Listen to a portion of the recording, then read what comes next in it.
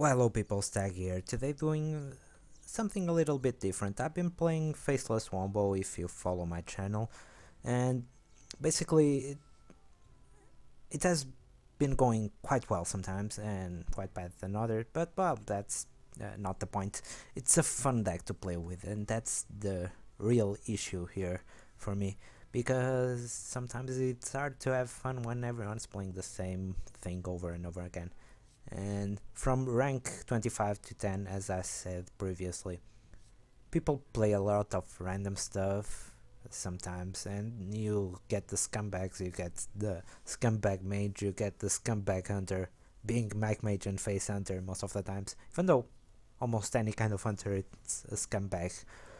Well, control's not as much, but there's not much control going around with hunter. And as I said, I've been playing Faceless Wombo, and I want to go through the cards. I want to do kind of a deck tech, a casual deck tech, you might say it. Just go through the cards and see what they do in, and how does it fare against some decks. And basically, the first card, Power of Overwhelming. It's, and as I said before, I keep saying Power of Overwhelming, but it's Power over Overwhelming simply. And it works well with Mistress of Pain. You can get a lot of life, which is something that Warlock struggles with sometimes. It wants to get life because of his hero power, and the overwhelming helps with that together with Mistress of Pain. It also enables the egg. It works with Arcane Golem for burst damage. You can do 8 burst damage, you can do 12 burst damage, and if you have Faceless Manipulator, you can do, if you have one Arcane Golem and one Overwhelming, you can do 8 times 2 because you copied the Arcane Golem, and you can do 16 damage. And most people are aware of this combo, don't get me wrong. I know you're probably aware of this combo, but I'll go through it anyway for those who are not. And if you have double power, so it's like 26 damage, no, sorry, yes, or 28, no, 24 damage. 12 times 2. Well, how hard can that be? It's basically like giving Wind Fury, but you have 2 creatures. I have Dark Bomb here as an early on removal. It's not that big a deal. I don't want 2 Dark Bombs. It's the deck a little bit clunky. You do have the early game, and do have the mass removal to deal with stuff. I have Blood Mage Salnos because of the card draw and the spell damage. I know some people might see this card as a dead card, but I see it as a way to cycle through the deck without using your hero power, and a way to buff your spell power, because when it comes to Dark Bomb it doesn't matter that much, but when it comes to Shadow Flame and Hellfire, 3 and 4 damage, it's a little different, and getting 4 damage, getting a 4 damage Hellfire might be awesome, because you can get all that scumbags like the Spider Tank and whatnot, and the Dark Cultist as well. And sometimes you struggle against Priest because of the life gain, I won't lie to you, but it's easier because of Alexstrasza in this kind of deck. And I was in Blood Mage, so Mistress of Pain, as I said before, life gain. The demon works with the Void Caller, works with the Malganis, so all good. And it gets you that little wee life sometimes in the beginning, and soaks damage from your opponent's threats, and it's good against Hunter. I think it doesn't trade that well because of the one attack, but I'm okay with it. Nerubian Egg, it's probably the weirdest card here. I always tempted to take it out because it doesn't fit most control decks, but I see it as a way to prevent damage sometimes, because you can Sun Fury and Defender of Argos. You can Shadow Flame it with Power of Overwhelming. It survives. Not really, the egg doesn't survive, but you can pop the egg with the Hellfire, which is not that bad. So if you look at it from that perspective, Nerubian Egg, it's okay in this kind of deck, I think. Even though you don't have any other ways to activate it. It's fine. It's a fine card, I think. It helps you with the aggressive decks, and it helps against the not so aggressive decks. Think of it. It works with Explosive Trap, Consecration, Flame Strike. We don't see a lot of Flame Strike nowadays, but it works with that. It works with Oil Rogue a lot. Oh, bear that in mind. Sometimes Oil Rogue doesn't have the burst to kill me, so it's kind of hilarious. You have the Sun Fury, a single off because you only need one, basically. And even one, it seems like too much sometimes, but you can. It's a tech card, basically. You can taunt up the egg, you can taunt the Mistress for the life gain or to prevent damage to any other creature. Sometimes you'll be doing that, you simply use the Sun Fury to protect another creature. You have Arcane Golem for the combo, as I said before, it's only for the combo. You don't want to use this card early on. Sometimes you don't even want to use this card later on in the match, because if you're really close to the combo, you'd rather have the combo than playing this guy a turn earlier and getting the combo later. You'll get the Big Game Hunter because Dr. Boom is real, and Dr. Boom is in every single deck, even in this one. So that's a thing. You'll get the Earthen Ring Farseer as a card tech, attack card, sorry, always going the other way around there.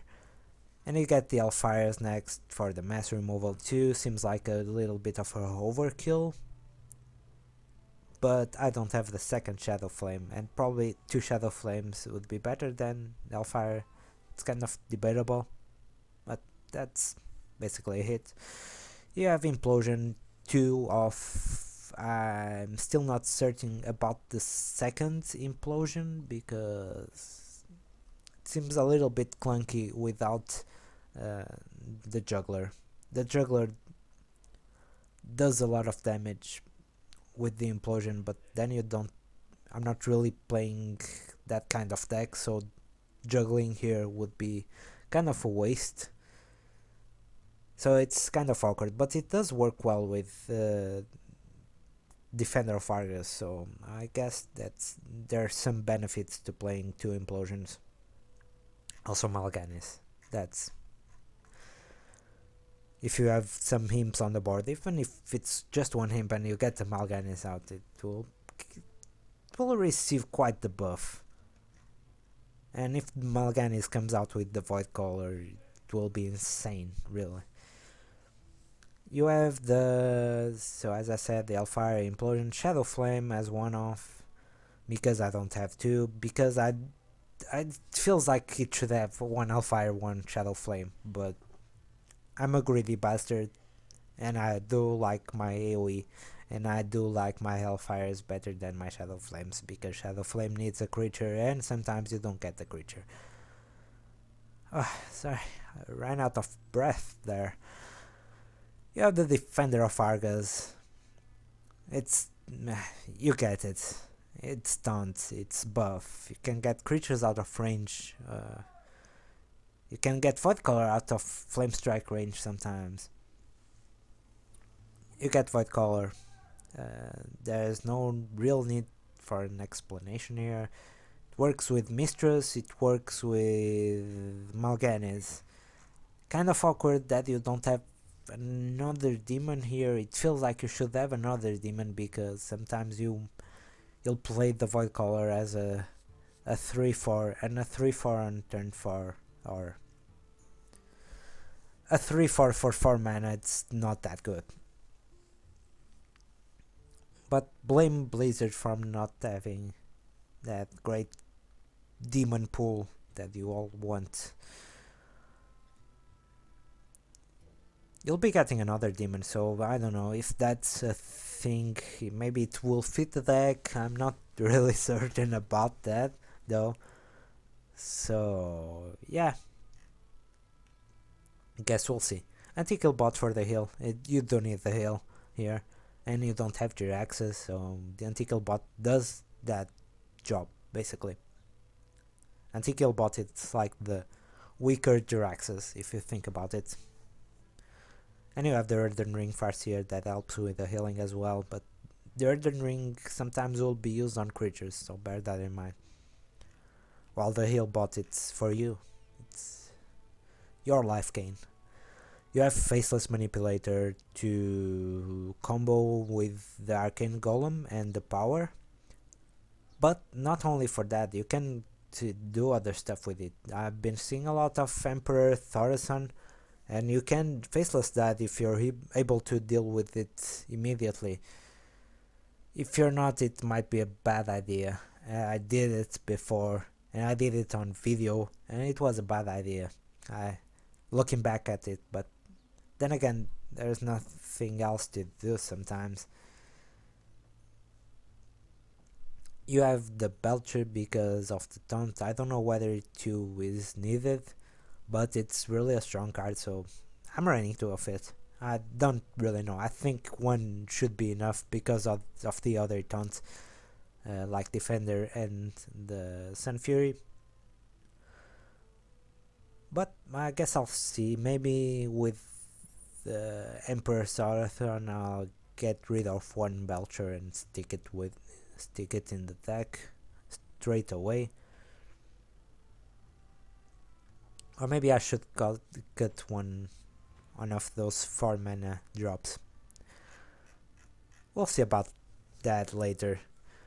I have 1 Siphon Soul. You can do 2 Siphon Souls if you cut something out, but 1 seems okay just to deal with those kind of threats that you can't really deal with. I don't know, comes to mind Tyrion. You can't kill Tyrion with this deck unless you have Siphon Soul or something to trade with. If you have Sylvanas, for instance, that's pretty good. If you have Sylvanas and Shadow Flame, it would be awesome against Tyrion. And that's the next card, Sylvanas. It's the best 6 mana drop together with Sarathon. No, I'm probably messing up his name, but that's okay. You have Sylvanas, so it's still a creature. If you're behind on the board, you just play this and get some value out of Sylvanas, hopefully.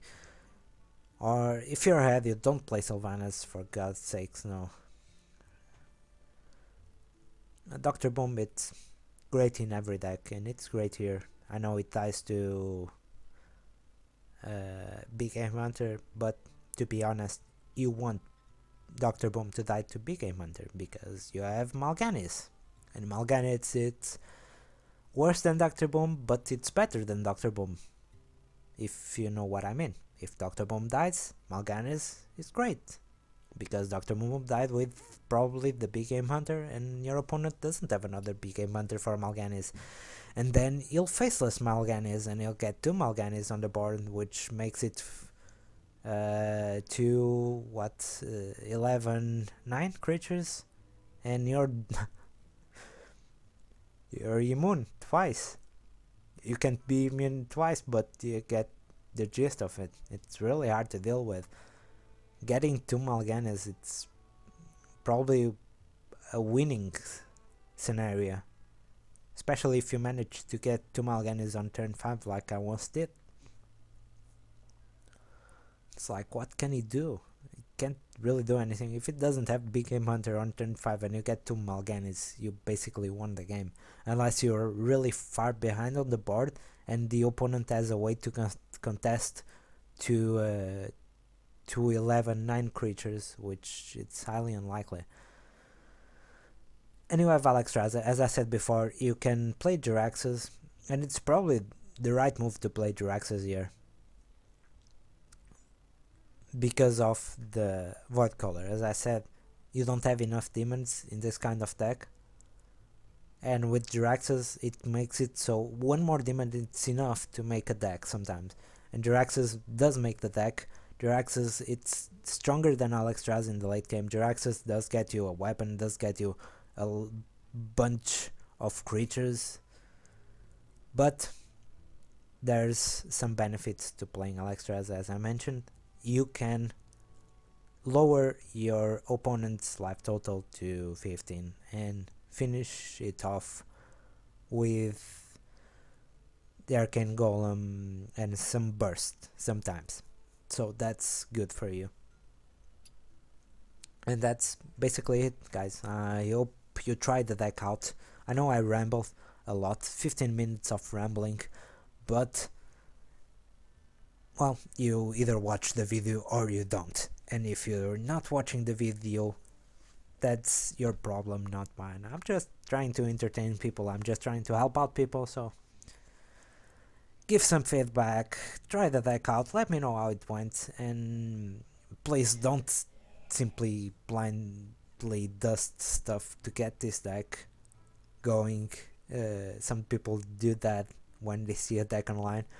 And so if you can't play the deck, you won't be able to win. So bear that in mind. If you have the cards to try the deck out, let me know how it went, and I'll see you guys later. Bye bye.